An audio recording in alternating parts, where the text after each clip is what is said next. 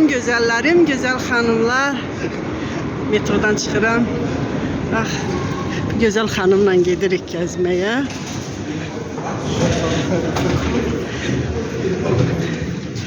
Bu da Almatıda bizim metrodur.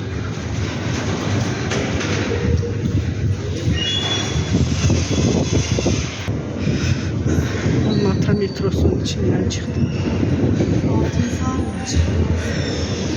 Hı?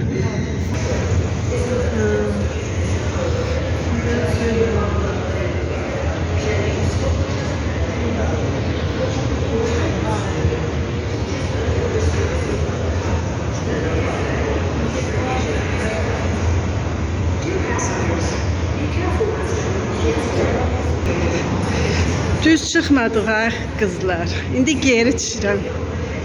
Təzədən geri düşüb başqa tərəfdən çıxasıydı. Yolu keçməyə düşəsiydik.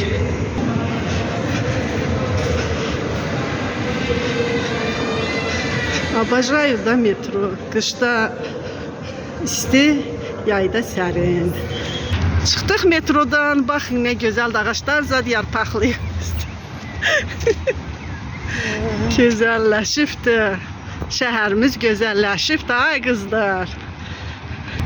Ne qəşəng güldür. Elə gözəl də iyi var. Nə gülüdür bu, mən başa düşə bilmirəm. Baxın. Qəşəng iyi gəlir. Baxın, ay nə gözəldir qızlar. Bənövşələr, tilpanlar.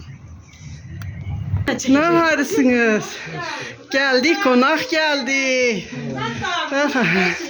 Bak konak geldi.